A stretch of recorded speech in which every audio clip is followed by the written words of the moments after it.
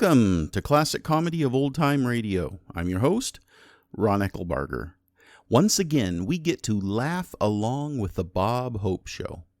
This is episode number 444, yes, 444, which originally aired on February 7th, 1950. Here now is Bob Hope with his special guest, Fred Allen. Lever Brothers, makers of Lux Toilet Soap, the Screen Star's own beauty soap, spry, and other fine products, bring you the Bob Hope Show.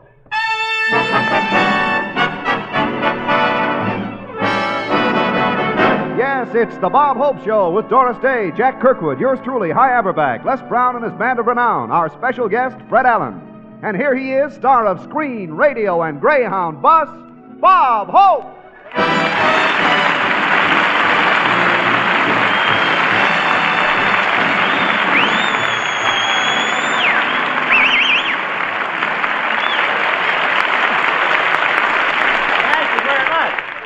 Thank you. How do you do, ladies and gentlemen? This is Bob, just back from touring the East Hope, telling you that I just flew in, and I don't know how many miles I've flown, because when people ask me why I keep going and going, I said, why should I stay home? Look what happened to Mickey Cohen.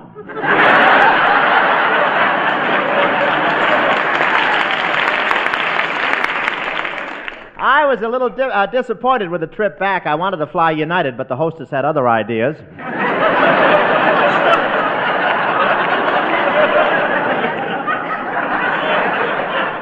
Nothing tops traveling by plane, though. Just think I can do a radio show in New York, and only 8 hours later I can be hiding under the pier in Santa Monica.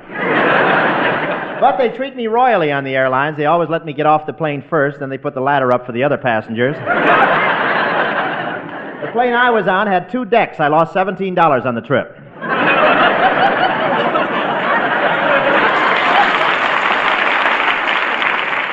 But what a reception I got here in Los Angeles. But I can't understand the newspaper spelling my name wrong. All the headlines said, Roberto arrives.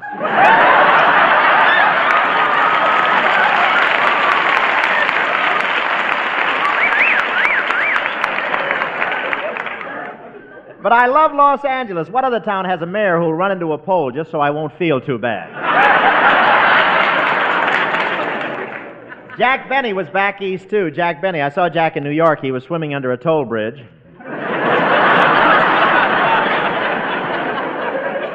We both almost drowned when our heads bumped. And I attended the Radio Correspondents' Banquet in Washington. They didn't have menus. After each dish, Drew Pearson stood up and predicted the next course. But I wasn't worried about putting in my act in Washington. They're not allowed to hiss there anymore. You know,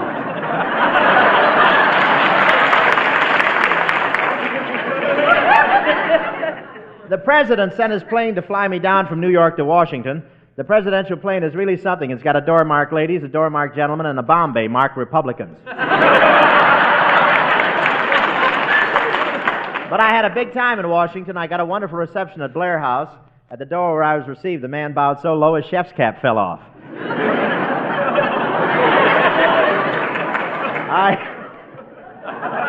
I had a couple of words with the president about taxes. He had 2 for me. Pay them. You know, payday used to be the day the eagles screamed, but with the taxes now, it's the cry of the wild goose. The cry of the wild goose is just a fluke, you know. Crosby was cutting a record at Deccan. He backed into the needle.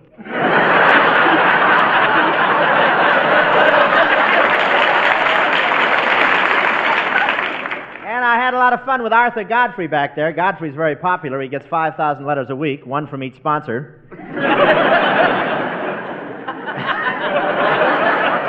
Man bowed so low his chef's cap fell off. Yeah. Well, I thought I'd try that again. I was wrong. President Truman was limping when he met me at the door of the Blair House. He keeps forgetting it's the White House that has the balcony.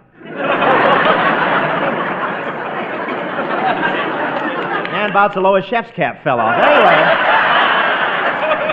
but I want to tell you, Blair House was really lots of fun. A member of the State Department took my coat, an Army general showed me around, and when I took a bath, a Navy admiral got in the tub with me to help me with my sailboat. It was great until he got it stuck on the mud bank.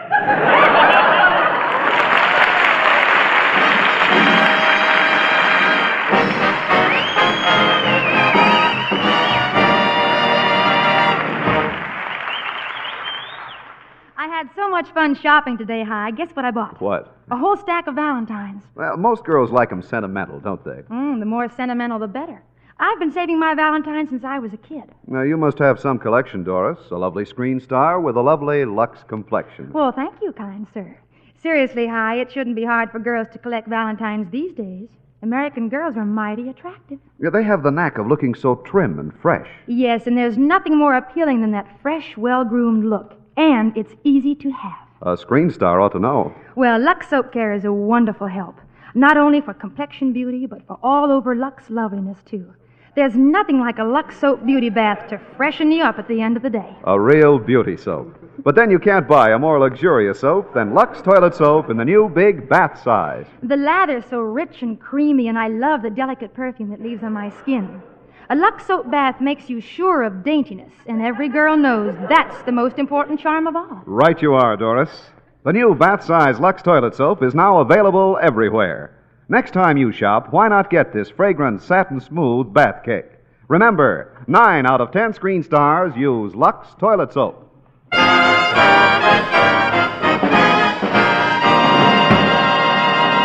Ladies and gentlemen, as you all know, Bob just got back from Washington, D.C. I told him all about it. Now, let's go back to 3 o'clock this afternoon. His plane arrived, and Doris Day was there to meet him.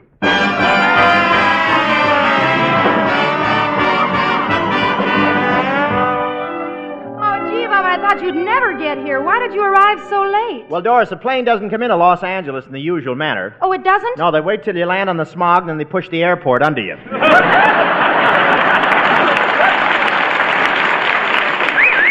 Well, Bob, you look pretty good. I guess flying agrees with you. It does, and isn't it great? The American Airlines gave me my fare half price. Yes, I know. Now why don't you go someplace and take off that hostess uniform? That's so. You're just jealous because my legs have dimples. In fact, one of my knees is going steady with Cary Grant's chin. Gee, I almost forgot, Doris. I brought you a present. A present? Yeah, and it's from New York. You always said you wanted something from the fur center of the world, so here it is. Oh, gee, thanks, Bob. It's what I've always wanted. A mink fly swatter. Yes, they're wonderful. This way you don't kill the flies, you massage them to death. By the way, Doris, I've been gone 2 weeks. Did you do what I told you to while I was gone? Oh, yes, Bob, I brought them with me. Here they are. Oh, thanks, Doris. I certainly owe a lot to you. You can say that again. Who else would put white powder in her hair and swear up and down she was your mother just to collect 2 unemployment checks? Well, I'm grateful. And you could at least show your appreciation. Oh, excuse me. That's enough for the checks. Now kiss me. Well, I'd better be getting on home. I'll walk over and get a cab.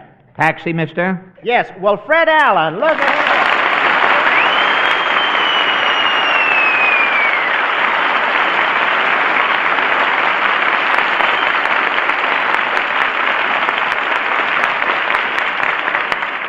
Say, Fred, what are you doing driving a taxi? I'll tell you later, Bob. Get in.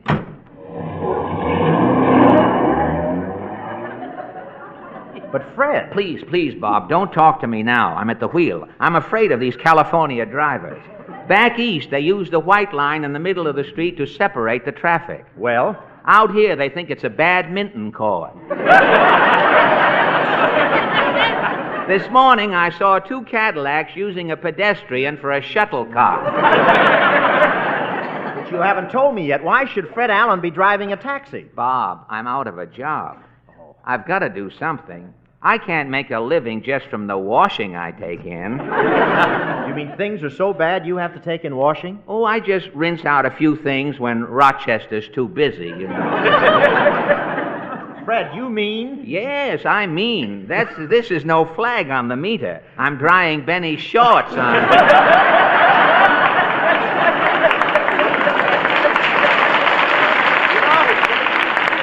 Fred, I had no idea things were so rough. Why didn't you ask me for a loan? You could have even asked Benny for a loan. Ask Benny for money? Bob, he doesn't even throw any crumbs away. Why, the birds around Benny's house are so weak, the worms keep pulling them into the ground. mean Benny wouldn't even give someone a little food? Oh, not Mr. Benny. The mice in his house would starve to death, but they're getting care packages from the cat.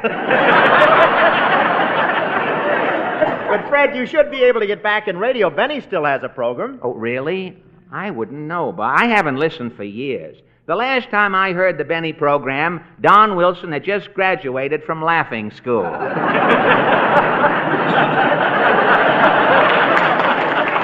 Magna cum titter, I think it. Bob, don't tell me you still believe in radio. Radio's finished. It's a dead thing. Radio is on the skids, old boy. Is it in bad shape? Oh, bad shape. Why, there's so little money in it now, our gal Sunday only shows up every other Thursday. And smiling Ed McConnell has stopped smiling. Worried? No, he had to pawn his teeth. It's terrible, Bob. Why, Dr. Christian can't even afford an operating room anymore. Yesterday, he took out Ma Perkins' appendix on the Chicago Round Table. I know it. Yesterday, they canceled Ladies Be Seated so fast they caught everybody in a crouching position.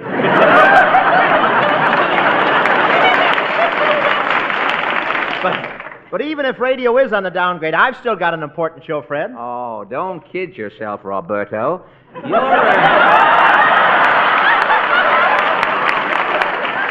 I wish I could take a vow for that.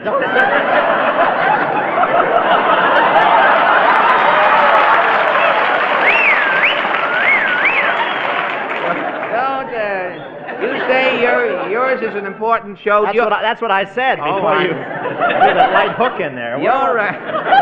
Your program is just a fill-in between frost warnings, Bob. It really is today, Bob. You can blame the whole thing on television. Television, now there's a big nothing. I know I can't get a job either. Well, how can they put that stuff on the screen and call it a picture, Bob? Yeah, the people all look like they're peeking out of the porthole of a submarine. I wouldn't mind that, but they look like they're sick and can't get the porthole open.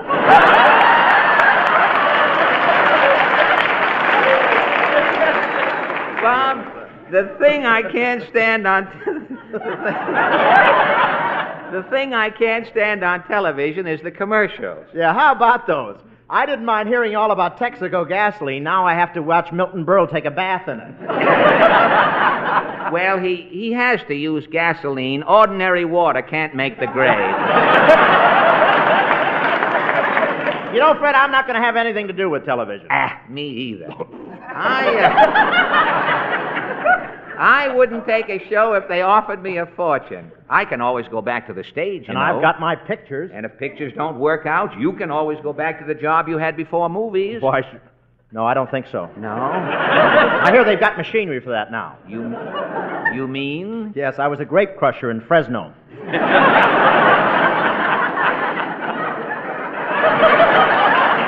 A grape crusher?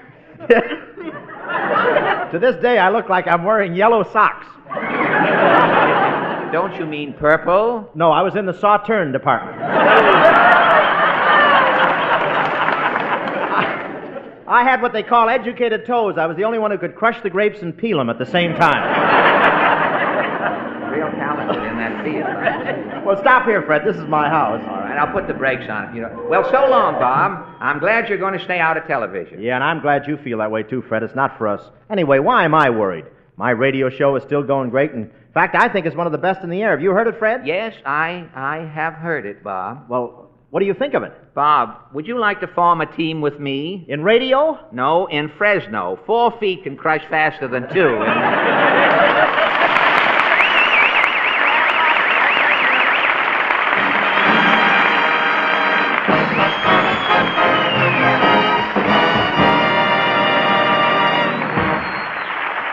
Here's a beauty tip for women everywhere. Would you like your skin to be softer, smoother? Then try the fine white soap lovely Hollywood stars use for million-dollar complexions.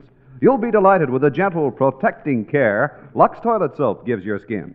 This is the way charming Jean Tierney takes a Lux Soap facial. I smooth the rich, creamy lather in well. Rinse, then pat with a soft towel to dry. It gives my skin new loveliness so quickly, Jean Tierney tells you. Yes, actually, 3 out of 4 complexions become softer, smoother in recent tests by skin specialists. Begin your Lux Soap Beauty Facials tomorrow. Remember, 9 out of 10 screen stars use Lux Toilet Soap.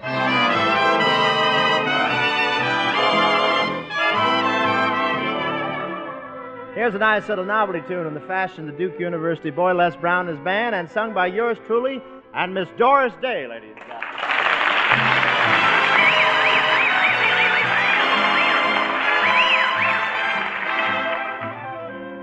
I want to go home with you. I want to go home with you. I want you to meet my family. I'm sure that they'll approve of me. I want to go home with you. And nobody else will do. Kissing goodnight at your front door Makes you love me more and more. I want to go home with you.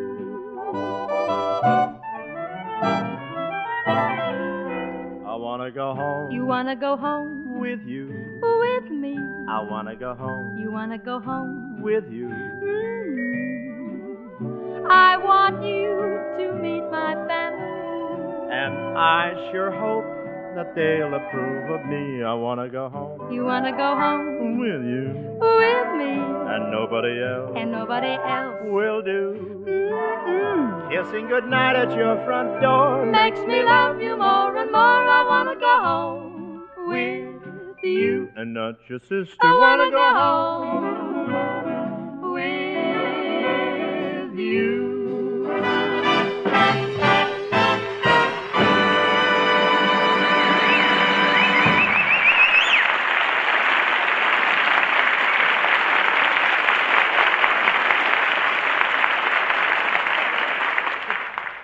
Ladies and gentlemen, a little while ago we heard Fred Allen and Bob Hope tell each other that they weren't interested in getting into television. Were they being honest with each other? Did they mean what they said? Of course they did. That's why we now find Fred Allen approaching the office of an advertising agency in the hope of getting into television. Now, let me see. They said the office was at the end of this hall. Oh, here it is. The TV Kirkwood Agency. Television shows featuring puppets, trained dogs, trained seals, dancing horses, talking birds. Human beings use rear entrance. Well, here it goes. I'll see what... I beg your pardon, sir. Have I the honor of addressing Mr. T.V. Kirkwood? That's right, boy. Who are you? Why, don't you remember me? I used to be on the radio Sunday nights. The Fred Allen Show, Allen's Alley. Remember? Oh, of course. Sit down, Mrs. Nussbaum. No, I'm not Mrs. Nussbaum. I'm Fred Allen. Oh, why, I should have known. Yeah. Fred Allen. Boy, I used to listen to your program every week. Yeah? And laugh? Yeah? I never did.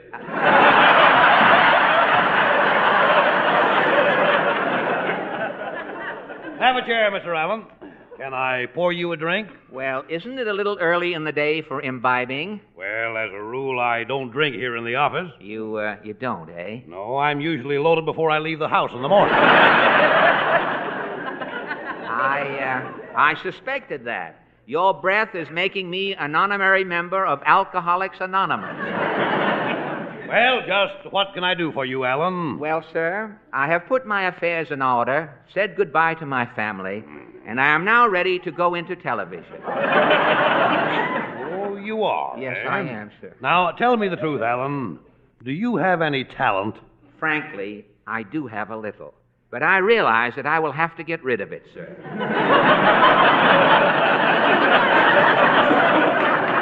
Have you had much commercial experience? Oh, yes, sir, yes, sir. I've been on the air for Salhepatica and the Ford Motor Company. Is that so? Yes. When people listened to me, they didn't know whether to get sick to their stomachs or throw themselves under a car. Well, TV, what do you say? Is there any way I can contribute to the delinquency of this new medium? I like your spirit, I Allen. thought you yes, would. I You're a man. You may be just the man we're looking for to build into a television star. Yes, sir. Maybe we can talk business. Yes, sir. Oh, Mr. Kirkwood. Yes? Bob Hope is here to see you. Bob Hope. Oh, well, if he's interested in a television show, we may not be able to get together, Now, Alan. wait a minute. Wait. You wouldn't hire Bob Hope, would you? Not that road map with a nose. What do you mean, Alan? Well, Mr. Kirkwood, honestly, he's not reliable. No. You never know when he's going to take off.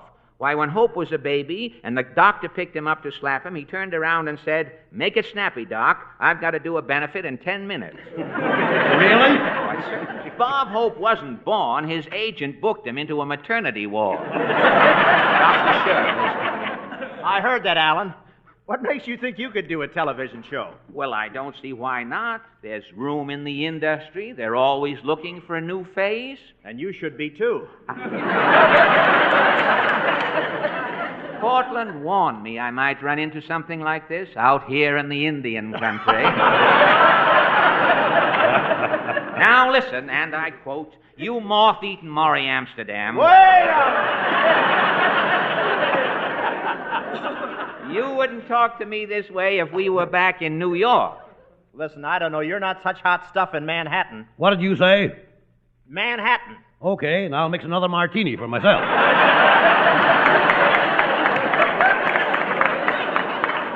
I don't care what you say, Bob Hope. I'm going to get myself a television show. Oh, let's stop this bickering. Yeah. Take it easy, boys.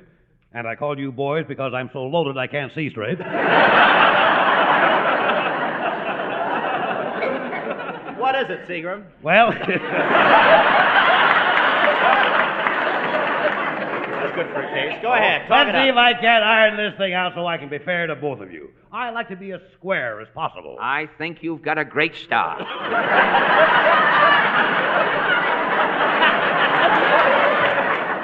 I've got a script here for a television show that we're getting ready to present to one of our sponsors. I think you could both do it together. Why don't you just run through it once? Okay. Okay.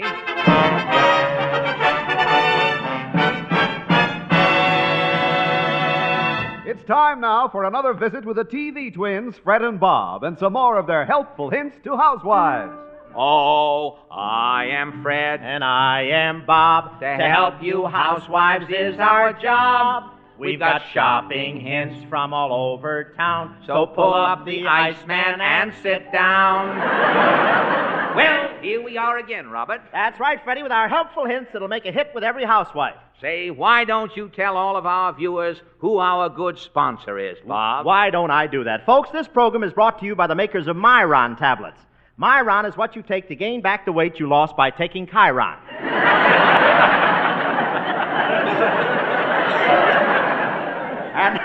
And now we have a message to any woman watching this program who weighs over 300 pounds. Get away from in front of the television set and let the rest of the family see the screen. Well, Bob, what's our first helpful hint today? Well, Fred, I'm just dying to tell the ladies the wonderful bathroom discovery we made. Well, tell them. As for me, I shall put a worm on my tongue and listen with bated breath.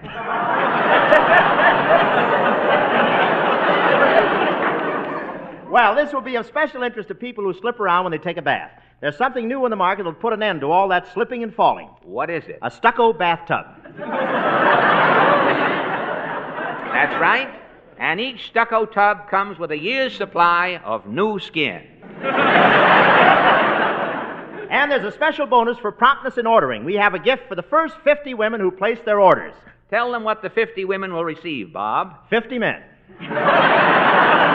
And now, girls, we'd like to show you a wonderful new way we found of preparing coffee. Say, incidentally, Bob, we'll be cooking this coffee on a Swanson and Gilbert stove. Oh, they're wonderful. With the Swanson and Gilbert, you don't have to open the door every 5 minutes and wonder how your roast is coming. There's room inside the oven for a beach chair.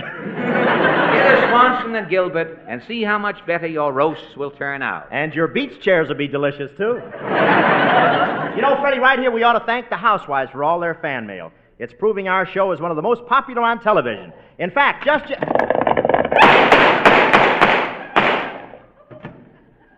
Say, what was that? I wish that hop-along would stop taking shortcuts through our studio.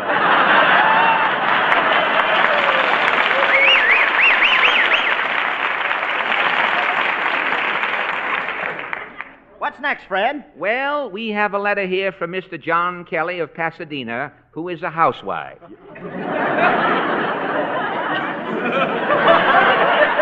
He wants us to send him a copy of our Household Hints booklet. Well, tell him what to do, Fred. It's very simple, John. To get our booklet...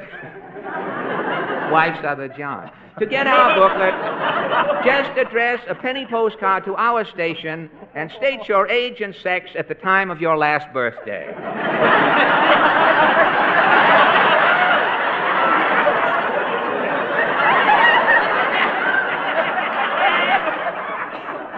Well, I see by the clock on the floor that our time... That's where the producer is, too. I see by the clock on the floor that our time, the cuckoo is grounded, that our time is about up. He just slashed his wrist. Where's that? Oh, yes, right there. Oh, yes, but before we go, we have a hint for the mothers. If Junior is giving you a lot of trouble, don't be old-fashioned. Don't spank the child. Just let him lick the Mixmaster bowl while the motor is running.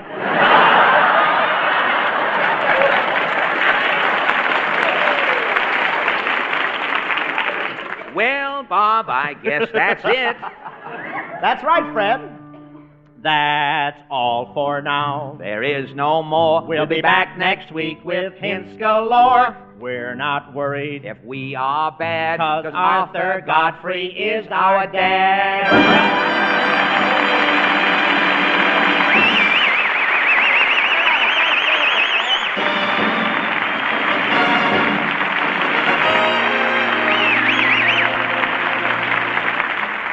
Oh, thanks for the memory. Our congratulations to the Boy Scout members who, upon this date, all celebrate the 40 years it grew. And we thank you so much. And thanks for the memory of leaders everywhere who take the time to share the better things that scouting brings to youngsters in their care. And we thank you so much. Thank you very much, Fred Allen, for a fine show. Next week, we're going to have the sensation of Charlie Foy's Club down Hornsby, down there in Long Beach at the auditorium. Ladies and gentlemen, it was a great thrill to be in Washington, D.C. last week, and I want to thank Secretary of Air Stuart Symington for the consideration he showed us. Anytime Uncle Sam wants to pin an award on an outstanding American, there's his man. And what a thrill it was to take part in the ribbing that went on at the radio correspondents' dinner, and to watch our president, the man with the world's toughest job, relax a few minutes and enjoy one of his rare privileges, a good show. And I really mean the world's toughest job. How'd you like to go down to the office in the morning and have a thing like the H-bomb staring you in the face, and a couple of dozen telephones ringing, this one calling for new decisions in the Cold War, and that one calling for a solution to the coal strike, another one asking what to do about a threatened phone strike. Believe me, problems don't come any bigger than the problems Harry S. Truman is struggling with day and night. Whether we dig coal or fix telephones or tell jokes for a living, we've got to help them make the right decisions. And they can't just be right for us. They got to be right for this nation. Good night, ladies and gentlemen. Congratulations to WTIC on their 25th anniversary. WTIC, happy birthday.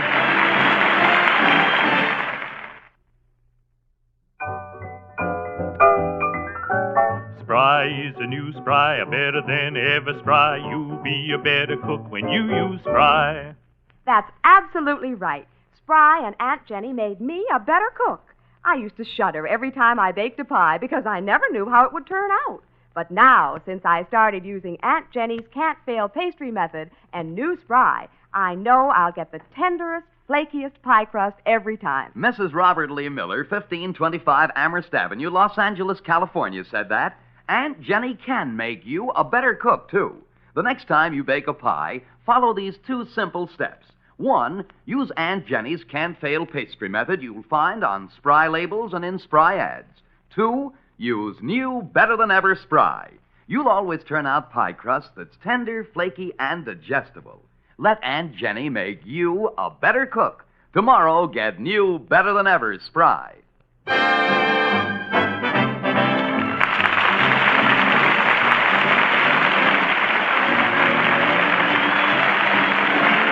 Lever Brothers Company has brought you the Bob Hope Show from Hollywood, California.